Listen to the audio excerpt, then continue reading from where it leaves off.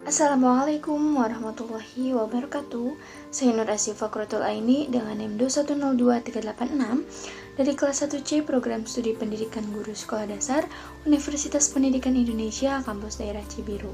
Di video kali ini saya akan melengkapi tugas ujian akhir semester mata kuliah Landasan Pendidikan dengan dosen pengampu Bapak Yusuf Tri Herlambang MPD dengan tema Landasan dalam Berpendidikan untuk Generasi Unggul Indonesia. Berbagai tantangan serta ancaman yang dihadapi bangsa Indonesia, baik dari dalam maupun luar negeri, membuat banyak sekali perubahan dalam dinamika kehidupan. Nyatanya, perubahan-perubahan tersebut lebih banyak ke arah yang cenderung buruk. Secara tidak langsung, hal tersebut membuat nilai setiap individu masyarakat Indonesia menurun di mata masyarakat dunia.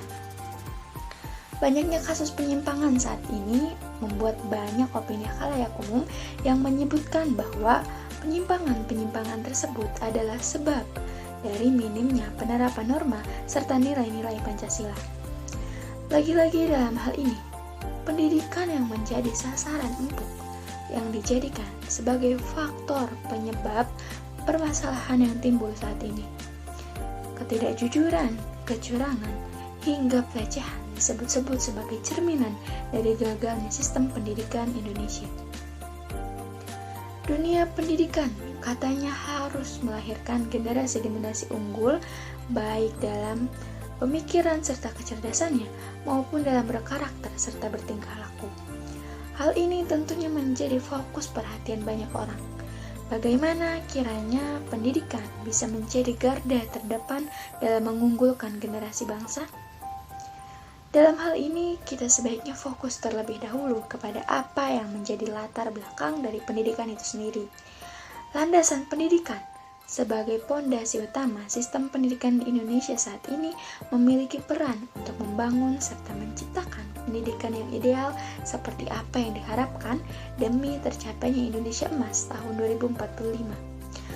Pengetahuan mengenai landasan pendidikan ini juga seharusnya dapat dipahami oleh setiap individu masyarakat Indonesia, bukan hanya pihak-pihak yang terjun langsung ke dalam dunia pendidikan saja. Karena tentunya keberhasilan pendidikan merupakan hasil kerjasama berbagai pihak seperti orang tua, pemerintah, serta tentunya tenaga pendidik dalam membentuk generasi yang unggul. Urgensi landasan pendidikan selanjutnya sudah tentu sebagai langkah awal untuk meraih pendidikan ideal yang tidak hanya berfokus pada nilai yang berbentuk angka, melainkan juga nilai kemanusiaan sebagai makhluk yang diciptakan paling sempurna di muka bumi. Maka dari itu, rasanya pendidikan tidak akan menghasilkan output yang unggul jika pendidikan tersebut tidak memiliki dasar yang kokoh dan sempurna. Untuk membentuk pendidikan yang ideal dan lahirnya generasi unggul, ada beberapa dasar dalam landasan pendidikan menurut Herlambang tahun 2021, yaitu diantaranya: yang pertama, landasan filsafat yang berperan sebagai pemecah masalah dalam dinamika serta problematika pada kehidupan manusia. Yang kedua, landasan budaya yang menjadikan pendidikan sebagai faktor utama dalam membentuk generasi muda sebagai pewaris budaya Indonesia yang sudah seharusnya lebih dibanggakan dibandingkan budaya asing. Ketiga, landasan antropologi yang dimana dalam pendidikan banyak membahas tentang manusia, seperti perilakunya, tradisi, hingga nilai budaya yang terdapat pada setiap individu, khususnya individu para peserta didik. Yang keempat, landasan sosiologi yang berperan sebagai pembentuk pendidikan, karena dinyatakan bahwa pendidikan tidak akan berjalan tanpa adanya interaksi sosial yang bertujuan untuk mencapai cita-cita dari setiap individu masyarakat maupun kelompok.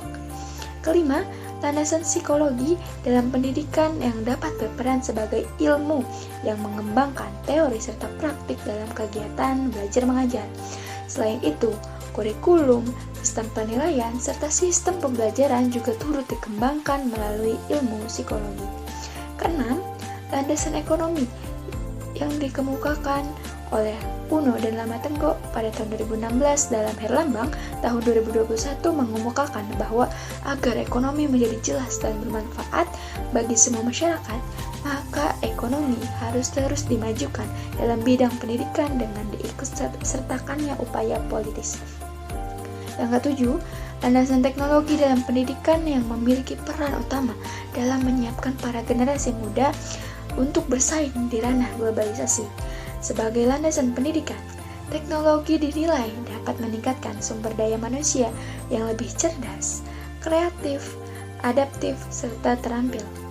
Kedelapan, landasan ekonomi yang dijadikan sebagai sumber dari proses dalam bidang pendidikan dengan adanya pendidikan agama pada setiap jenjang sekolah, baik itu sekolah dasar, sekolah menengah, maupun sekolah tinggi, dengan fungsi sebagai wadah dari hakikat manusia sebagai makhluk spiritual.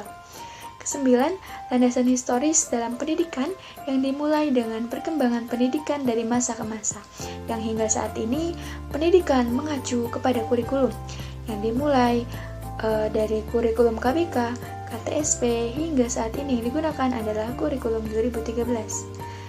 Yang terakhir adalah landasan Pancasila, yang dalam hal ini maknanya pendidikan memiliki peran untuk menjadikan Pancasila sebagai sumber rujukan untuk membentuk warga negara yang Pancasilais, serta menjadikan Pancasila sebagai suatu dasar kehidupan yang dapat diimplementasikan dan dipahami dengan penuh makna. Sebagai kalimat penutup, lagi-lagi saya mengutip kalimat yang sangat luar biasa dari buku Landasan Pendidikan, sebuah tinjauan multiperspektif dasar esensial pendidikan Indonesia oleh Herlambang pada tahun 2021, yakni bangsa besar dan terhormat adalah bangsa yang memiliki kualitas karakter sumber daya manusia yang unggul yang dibangun melalui pendidikan.